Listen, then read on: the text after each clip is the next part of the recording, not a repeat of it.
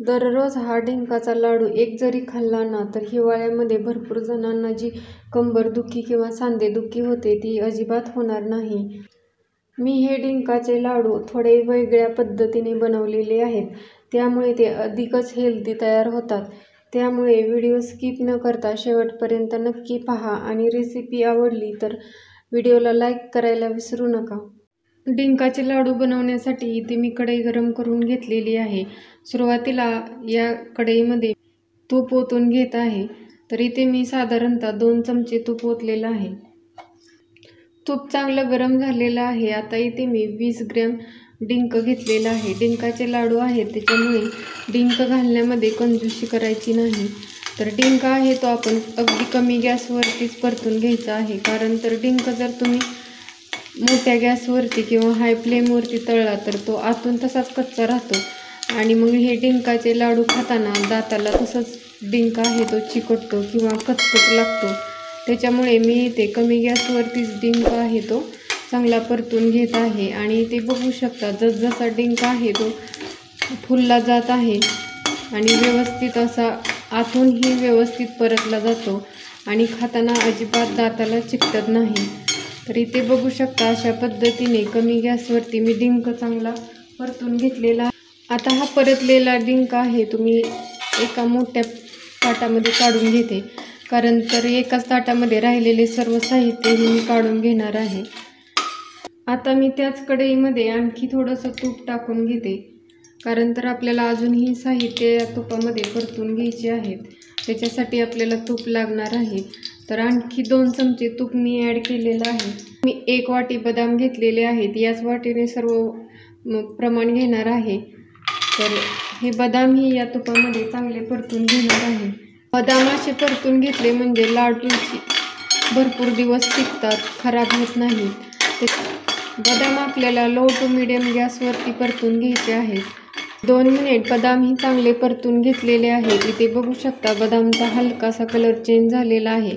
आता हे बदाम हे ज्याच्यामध्ये आपण डिंक काढला होता त्याच ताटामध्ये काढून घेत आहे। आता याच कढईमध्ये त्याच सेम वाटीने काजूही परतून घेत आहे। 2 ते 3 मिनिटांमध्ये इथे बघू शकता काजूवरती हलकासा सोनेरी कलर आलेला आहे। आता हे परतून घेतलेले काजूही मी काढून घेते। आता इथे मी 2 वाटी सुक्कं खोबरं किसून घेतलेलं आहे। ज्या वाटीने आपण काजू बदाम घेतले होते ना त्याच वाटीने इथे मी 2 वाटी हे खोबरं घेतलेलं आहे। खोबरं परतताना गॅसची फ्लेम आहे ती अगदी कमी ठेवायची आहे, कारण हे सुक्कं खोबरं परतण्यासाठी जास्त वेळ लागत नाही। मीडियम किंवा फुल गॅसवरती परतलं तर खोबरं आहे ते पटकन करपलं जाऊ शकतं। ते बघू शकता खोबऱ्यावरती सोनेरी कलर आलेला आहे। आता हे सुक्कं खोबरंही चांगलं परतलेलं आहे। आता हेही काढून आपल्याला थंड करून घ्यायचं आहे। कढईमध्ये इथे मी 1 चमचा खसखस ही परतून घेत आहे। अगदी चमचाभर ही खसखस लाडूची टेस्ट दुप्पट करते। भाजण्यासाठी फार वेळ लागत नाही, 1 मिनिटामध्ये खसखस चांगली परतली जाते। आता ही परतलेली खसखस ही मी काढून घेते। आता मी त्याच कढईमध्ये आणखी 2 चमचे तूप ओतत आहे। बरोबर 2 चमचे तूप ओतलेलं आहे। तूप थोडंसं गरम झालं की इथे मी 1 वाटी बरोबर त्याच वाटीने खारीक पावडर घेतलेली आहे। तर इथे मी रेडीमेड खारीक पावडर वापरलेली आहे। तुम्ही हवं तर घरी ही खारीक पावडर बनवून याच्यामध्ये टाकू शकता। आता ही खारीक पावडर ही छान अशी 3 ते 4 मिनिट या तुपामध्ये परतून घेऊया। आता इथे मी 3 मिनिट खारीक पावडर ही तुपामध्ये चांगली परतून घेतलेली आहे। आता ही परतलेली खारीक पावडर ही आपण एका प्लेटमध्ये काढून पूर्णपणे थंड करून घ्यायची आहे। आता मी त्याच कढईमध्ये आणखी 2 चमचे तूप टाकून घेत आहे। इथे मी 10 ग्रॅम पिस्ते घेतलेले आहेत। पिस्ते घालणे ऑप्शनल आहे, जर असेल तर घाला किंवा नाही घातले तरी चालतील। आता हे पिस्ते ही अगदी मिनिटभर मी या तुपामध्ये परतून घेणार आहे आणि कमी गॅसवरतीच पिस्ता ही आपल्याला परतून घ्यायचा आहे।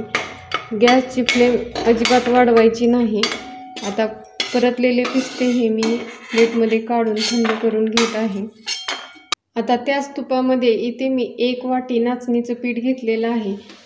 तुमच्याकडे जर नाचणीचं पीठ नसेल तर तुम्ही गव्हाचं पीठही घेऊ शकता. माझ्याकडे नाचणीचं पीठ होतं, त्याच्यामुळे मी इथं नाचणीचं पीठ घेतलेलं आहे. आणि नाचणी ही आपल्या शरीरासाठी हेल्दीही असते, त्याच्यामुळे मी इथं नाचणीचं पीठ घेतलेलं आहे. आता हे पीठ हे आपल्याला तुपामध्ये चांगलं परतून घ्यायचं आहे. तर इथं मला हे पीठ आहे ते खूप जास्त कोरडं वाटत आहे, त्याच्यामुळे आणखी मी 2 चमचे तूप या पिठामध्ये ॲड करणार आहे.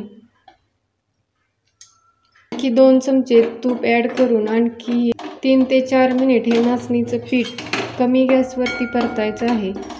आणि याच्यातल्या ज्या अशा गाठी झालेल्या आहेत त्या अशा मोडायच्या आहेत. 2 ते 3 मिनिटांनी आणखी 2 चमचे तूप याच्यामध्ये टाकून घेत आहे, कारण तर हे पीठ आहे ते अजून कोरडं वाटत आहे. तूप टाकून अजून हे परतून घेणार आहे. व्यवस्थित असं नाचणीचं पीठ परतलं म्हणजे लाडूही अगदी टेस्टी लागतात. इथे ना मी नाचणीचं पीठ 5 ते 7 मिनिट चांगलं परतून घेतलेलं आहे. तर अशा पद्धतीने हे नाचणीचं पीठ असायला हवं. तुम्ही गव्हाचं जरी पीठ घेतलं तरी अशाच पद्धतीने ठेवा, जास्त कोरडं ठेवू नका. आता मी गॅस बंद करून हे नाचणीचं पीठही चांगलं थंड करून घेणार आहे. इथे बघू शकता सर्व साहित्य मी थंड करण्यासाठी ठेवलेले आहे. जेवढे आपण साहित्य परतलेले आहेत तेवढे थंड करण्यासाठी ठेवलेले आहेत. तोपर्यंत इथे मी काय करणार आहे, गूळ किसून घेणार आहे. तर आज आपण जे डिंकाचे लाडू बनवणार आहे त्याच्यामध्ये गूळ घालणार आहे. साखर न घालता गूळ घालणार आहे. तर गूळ आपल्या शरीरासाठी हेल्दी असतो, त्याच्यामुळे गूळच घालून मी लाडू बनवणार आहे. तर गूळ कोणता घ्यावा, तर गूळ आपण अशा कलरमध्ये घ्यावा. जास्त पिवळा असतो तो न घेता असा थोडासा ब्राऊन कलरमध्ये येतो ना, तो गूळ वापरायचा. हा गूळ आहे तो सेंद्रिय गूळ असतो, त्याच्यामुळे हा गूळ आपण लाडू बनवण्यासाठी वापरायचा आहे. तर इथे मी सर्व साहित्य थंड करून घेत आहे ना, तोपर्यंत गूळ आहे तो किसून घेणार आहे. आणि आज जे आपण डिंकाचे लाडू बनवणार आहे ते बिना पाकाचे बनवणार आहे, त्याच्यामुळे अगदी करायला साधे सोपे आहेत. मला जर गूळ किसून घ्यायचा नसेल तर याच्याऐवजी गूळ पावडर रेडीमेड मिळते, ती वापरली तरी चालू शकते. इथे आपला गूळ ही किसून झालेला आहे. तर हा 1 किलो गूळ आहे, त्याच्यातला मी निम्माच घेतलेला आहे, सर्व गूळ घ्यायचा नाही. आणि आता ही थंड झालेली साहित्य आपण बारीक करून घेऊया. सुरुवातीला मी इथे काजू बदाम परतून घेतलेले आहेत ना, ते बारीक करून घेणार आहे. तर इथं मी मिक्सरच्या भांड्यामध्ये टाकून घेत आहे.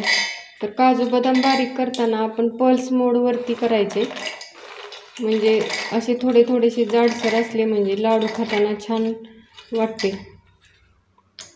तर इथे काजू आणि बदाम बारीक करून घेतलेला आहे. तुम्हाला इथे दिसत असेल अगदी असं जास्त पावडर बनवलेली नाही, थोडेसे असे जाडसर ठेवलेले आहेत. आता एक मोठ्या परातीमध्ये हे सर्व साहित्य काढून, तर इथे मी सुक्कं खोबरंही याच मिश्रणामध्ये टाकून घेते. इथे मी डिंकही या मिश्रणामध्ये काढून घेत आहे. डिंक अगदी बारीक असा केलेला आहे, असा बारीकच करायचा, नाहीतर दाताखाली येतो. परतून घेतलेलं नाचणीचं पीठ आहे तेही थंड झालेलं आहे, ते टाकून घेऊया. इथे आपण जी परतून घेतलेली खारीक पावडर आहे तीही टाकूया. आता हे सर्व साहित्य मिक्स करून घेऊया. हे नाचणीचं पीठ आहे ते व्यवस्थित या सर्व साहित्यामध्ये मिक्स करून घ्यायचं आहे. व्यवस्थित मिक्स करते अशा पद्धतीने. नाचणीचं पीठही व्यवस्थित मिक्स करून घेतलेलं आहे. आता ज्या वाटीने मी सर्व साहित्य घेतलेले आहे त्याच वाटीने इथे मी बरोबर 2 वाटी किसलेला गूळ घेतलेला आहे आणि वजनाने अर्धा किलो घेतलेला आहे. पण सर्व साहित्य मी वाटीनेच टाकले असल्यामुळे इथे मी वाटीनेच प्रमाण सांगत आहे. तर बरोबर 2 वाटी गूळ या सर्व मिश्रणामध्ये टाकून मिक्स करून घेणार आहे. त्याचबरोबर इथे मी खसखस घेतलेली आहे तीही टाकून घेते. हेही आपण व्यवस्थित मिक्स करून घ्यायचं आहे. गूळ आपण किसून घेतल्यामुळे व्यवस्थित असा हाताने थोडासा मिक्स केला तर मिक्स होतो. तुम्हाला जर मिक्सरला हे मिश्रण फिरवून घ्यायचं असलं तर घेऊ शकता, पण मला ना असे थोडेसे दाताखाली चंक्स आलेले आवडतात, त्याच्यामुळे मी अशाच पद्धतीने मिक्स करून घेत आहे. मिक्सरला फिरवलं तर जे आपण काजू बदाम असं जाडसर ठेवलेलं आहे ना, ते पूर्णपणे बारीक होईल. ते मला नको आहे, त्याच्यामुळे मी असंच हाताने थोडंसं बारीक करून घेते. असं हाताने मिक्स करून घ्यायचं. किसून गूळ घेतल्यामुळे हाताने मिक्स करण्यासाठीही फार वेळ लागत नाही. किसून घेतलेला गूळही व्यवस्थित मिक्स केलेला आहे. आता इथे मी काय केलेलं होतं, बदाम काजू ज्यावेळेस बारीक करणार होतो त्यावेळेस ना थोडेसे बदाम ठेवलेले होते आणि ते अशा पद्धतीने कट केलेले आहेत. तर असे कट करून टाकलेले बदाम दिसायला छान दिसतात लाडूमध्ये. आणि इथे मी थोडेसे काजूही ठेवलेले होते, तेही अशा पद्धतीने कट केलेले आहेत. आणि जे मी परतलेले पिस्ते होते ते बारीक न करता अशा पद्धतीने कट केलेले आहेत. आता हे पिस्ते मी याच्यामध्ये टाकून घेते. असं चॉप केलेलं टाकलं म्हणजे लाडू दिसायला अगदी छान दिसतात आणि लाडू बनवून घेत आहे. इथे बघू शकता अगदी सहज असा लाडू बांधला जात आहे. ह्याच्यासाठी अजिबात पाक वगैरे बनवायची गरज नाही. तर इथे बघू शकता अगदी छान असा लाडू बांधला जात आहे. आणि याच्यावरती आपण असे कट करून पिस्ते बदाम लावल्यामुळे लाडू दिसायलाही अगदी छान दिसत आहे. तर इथे मी सर्व डिंकाचे लाडू बनवून घेतलेले आहेत. तर इथे बघू शकता छान असे डिंकाचे लाडू दिसत आहेत. मी जेवढं साहित्य घेतलेलं होतं त्याच्यामध्ये बरोबर 43 डिंकाचे लाडू तयार झालेले आहेत. तुम्हाला हे मी बनवलेले डिंकाचे लाडू कसे वाटले ते कमेंट करून नक्की सांगा. तुमच्या कमेंट्स वाचायला मला नक्की आवडेल. आणि जर रेसिपी आवडली असेल तर नक्की लाईक करा, शेअर करा. माझ्या चॅनलला सबस्क्राईब केलं नसेल तर प्लीज सबस्क्राईब करा. त्याच्या शेजारी जे बेल आयकॉन आहे तेही प्रेस करा, म्हणजे असेच नवनवीन व्हिडिओ तुम्हाला या चॅनेलवरती पाहायला भेटतील. व्हिडिओ शेवटपर्यंत पाहिल्याबद्दल सर्वांचे मनापासून धन्यवाद. पुन्हा भेटूया अशाच नवीन रेसिपी बरोबर. तोपर्यंत मस्त खा, हेल्दी राहा. नमस्कार.